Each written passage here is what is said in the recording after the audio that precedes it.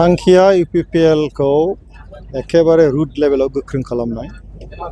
दिनैहाय 14 चिरां 14 नं चिरां दुवार्सनि बुथ कमिटिफोरनि मेम्बारफोरखौ लानानै जोङो मोनसे बुथ कमिटि मिटिं लेंदों बुथ सन्मिलन। बेवहाय 22,600निबो बारा जोंनि बुथ लेभेलनि वार्कारफोर मावथिफोर बेवहाय ज' जादों। ओंथिया जाबाय मा मोनफ्रोमबो बुथ कमिटि लेभेलाव जोंनि वार्कारफ्रा एखेबारे रेडि जाबाय फैगौ बिसायख'थियाव बाहागो लानो थाखाय। रायजोफोरजों बोरै रायलायनांगौ, मा खामानि मावनांगौ, बोरै थांनांगौ, बोरै थानाङा, बे गासै बाथ्राफोरखौ जों दिनै टेकनिकेलि जों सावरायलायदों आरो बिराद मोजां जालांबाय। बयबो फुर्ति आरो मोनसे बाथ्राया स्पष्ट जाबाय मा 14 चिराङाव आरोबाव UPPLनिनो एबार देरहासार जागोन। बेबायदि हाबाफारि लानायनि गेजेरजों रायजो राजाफोरनि मुडफोरखौ माबायदि थासारियाव मोनो? मूल खोथाया जाबाय रायजो राजाफ्रा गासिबो नुनानै दङ जे प्रमद बर' बिथांनि दैदेननायाव BTC ओनसोलाव गोजोन थासारि फैदों, जौगानायनि खामानि जागासिनो दङ। दा गावजों गाव बुलाय सोलाय गैला, मिनि खुसि बयबो रायजो जानो हायो। बेखौ लुबैनानै दिनै जौगानायखौ नुनानै सान्थि गोजोनखौ लुबैनानै आरोबाव बिथांनि दैदेननायावनो गोजोन थासारिखौ हास्थायनानै जाहाथे मोजां सरकार मोनो बे हास्थायनाया दङ। ओंखायनो आथिखालाव रायजो राजाफोरनि गोसोआ खोब मोजां आरो जोंनि वार्कारफ्रा जेरैबायदि मोनसे खामानि लानानै मावगासिनो दङ बेखौ नायोबा रायजोजों आरो जोंनि वार्कारफोरजों, रायजो आरो जोंनि UPPLनि मावथिफोरजों जेरैबायदि जोंहा जगाजग दङ बेवहाय रायजो राजाफ्रा गोजोनैनो जों नुदों आरो एबार जा मोनसे फोथायनाय दङ जे रायजो राजाफ्रा UPPLनो भट होगोन। BPF आरो UPPLनि BPF आरो BJPनि अनगायै जा गोदानै जोनोम जानाय APP राजखान्थि हान्जा अनजालि दैमारि बायदि दा बियो प्रब्लेमफोर जागोन नामा, फेक्टरफोर जागोन नामा? राजनितियाव गोदान गोजाम जायखिजाया राजनिति हान्जायानो सोरबा भट गेलेयोबा बे फेक्टरानो जायो। बेवहाय खम बेसि सोरबा जागोन, बेवहाय आङो बे फेक्टर नङा उमुगा फेक्टरसो बिदि बुंनो लुबैया। बिथांमोनाबो जुदि नैबे 14 चिराङाव जुदि सोरबाया गेलेयोबा बेथ' 10 जनसोखौ होलांगोन। गतिके जोंथ' UPPL हिसाबै लुबैनाय नङा जे 10 जना बेनाव थांथों। थ' गतिके 10 जन मोननायाबो मोनसे फेक्टर। दा गतिके बहाय जेबो बुंनांगौ खोथा गैया। खोथाया जाबाय मा आथिखालाव बिराद गोजोन थासारिखाय बयबो राजनिति हान्जाया गोजोनै खामानि मावनायनि सुबिदा मोनबाय, जि सुबिदायानाखि BPFनि दिनाव गैयामोन। दिनै UPPLनि दिनाव प्रमद बर' बिथांनि दैदेननाय जि सरकार दिनै बे 5 बोसोराव बे परिबेसखौ मोनबाय। गतिके रायजोफ्रा बे बाथ्राखौ बुजिदों। गतिके रायजो राजाफ्रा बेखौनो लुबैदों सान्ति गोजोना थाबाय थाथों, मोजां सरकारा थाबाय थाथों, ओंखायनो UPPLनो जों भट होनांगौ।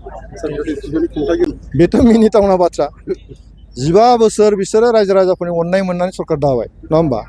15 बोसोराव बिसोर 1500बो हा हुनि जेंना सुफुंनो हादिया। खिन्थु जों 5 बोसोरानो जाजोबाखै, 4.5 बोसोराव जों 3 लाखनि बारा न'खरनो जोङो हा रानबाय। बेथ' रायजो राजाफोर नुदों। दा दिनैहाय बिथांमोना जुदि बुंफिनो पावारावबो फैनाय नंला, गोमालांजोब्बाय, हाग्रामा महिलारि बिथांखौ गारनानै लिडारफ्रा खारजोब्बाय, UPPLआव गासिबो ज' जानो दिनै खामानि मावनो फैजोब्बाय, बे बुब्लियाव आरो सोरनोबा खोथा होनायखौ रायजोफ्रा बिसासाव लागोन ना? रावबो बिसासाव लाया। गतिके बिथांनि बाथ्राफ्रा दिनैहाय खुनु जुक्ति गैला आरो बेखौ रायजो राजाफ्रा रावबो खोनासङा।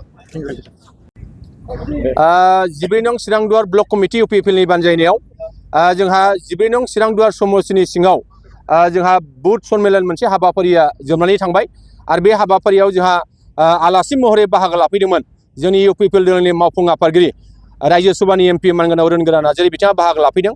जोंनि UPPL दोलोनि लेङाइ आफादगिरि आरो लोगोसे BTC सरकारनि जोंहा बुंथिगिरि काथिराम बर' बिथाङाबो बाहागो लाफैदों आरो जोंनि 14 नं चिरां दुवार समस्तिनि जोंहा MCLA लोगोसे BTCनि EM मानगोनां रनजित बसुमतारी बिथाङाबो बाहागो लाफैदों।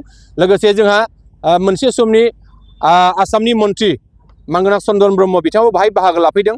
मोनसे समनि BTCनि लेङाइ गाहाय मावफुं सोद्रोमा मानगोनां खाम्फा बरगयारि बिथाङा बाहागो लाफैदों। जोंनि UPPL दोलोनि गाहाय नेहाथारि माधब चन्द्र सेत्री बिथाङा बाहागो लाफैदों।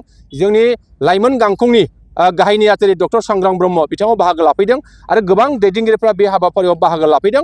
आं बिथांमोननो आंनि गोसो गोरबोनिफ्राय आं साबायखर जासियो। आं बेखौनो मिजिं खालामो जोंहा बुथ सन्मेलननि गेजेरजों जोंहा गुदिनिफ्राय जों माबोरै खामानि मावनांगौ, फैबाय थानाय समाव जोंनि बिसायख'थियाव जों माबायदि देरहासार जानांगौ, जोंनि दावहाखौ जों माबोरै देरहासार खालामनांगौ, बिनि गासैबो रन कौशलखौ दिनैहाय सावरायनाय जादों आरो जोंनि दैदेनगिरिफोरनो बेबायदि बाथ्राखौ बिथांमोना निसय जोंनो फोरमायलांदों। आं बिथांमोननो साबायखर जासिदों आरो आं मिजिं खालामो जोंहा नैबे 14 नं चिरां दुवार समस्तियाव खुनु अपोजिसन पार्टिनि बाहाय रल निसय गैला। गुबुन गुबुन दोलोआ बाहाय खुनु इलेक्सनाव देरहानायनि खुनु बाहाय खामानि मावनो हाला। जोंनो UPPL दोलोआनो 14 नं चिरां दुवार समस्तियाव 100% देरहानाया खाथां जागोन आरो जोङो जोंनि 40टा समष्टियाव जोङो 25निफ्राय 30टा बांसिन भट मोननानै आरोबाव जोंहा प्रमद बर'आनो बिटिसिनि आरोबाव गाहाय खुंगिरि जागोन बेखौ जों फोथायदों आसा मिजिं खालामो फैबाय थानाय समाव जोंनि बे ओनसोलाव थानाय साफ्रोमबो UPPLनि दैदेनगिरिफ्रा गावनि गोसो मोदोम जिउ होनानै गावनि बेसेन गोसा भटखौ जाहाथे जोंनि जायखियानो जायाथों बिजाथिया बिथांमोननो भटखौ होगोन आं बेखौ मिजिं खालामो। এটা ভাল ঘোষণা বঙাইগাঁও মেডিটেক এলাইট হেল্থ ইনষ্টিটিউটৰ 2025 আৰু 26 বছৰৰ DMLT laboratory technician X-ray and imaging technician ECG technician pharmacy assistant dental hygienist emergency technician আৰু নাৰ্ছিং কেয়াৰ এছিষ্টেণ্ট কোৰ্চৰ নাম ভৰ্তি কৰাটো এতিয়া চলি আছে। নাম ভৰ্তি কৰা বিষয়ৰ বাবে জানিবলৈ ব্যক্তিসকলে 9395558676 নম্বৰত যোগাযোগ কৰিব পাৰিব। मोनसे गोजोनथाव फोसावथाय बङाइगाव मेडिटेक एलाइट हेल्थ इन्स्टिट्यूटआव इंराजि बोसोर 2025-26 मायथाइनि थाखाय DMLT laboratory technician X-ray and imaging technician ECG technician pharmacy assistant dental hygienist emergency technician आरो नार्सिं केयार एसिस्टेंट कोर्सनि मुं थिसननाया सोलिगासिनो दङ। मुं थिसननायनि सोमोन्दै सुलाद लानो थाखाय 9395558676 नाम्बाराव फोनांजाब खालामनो हागोन।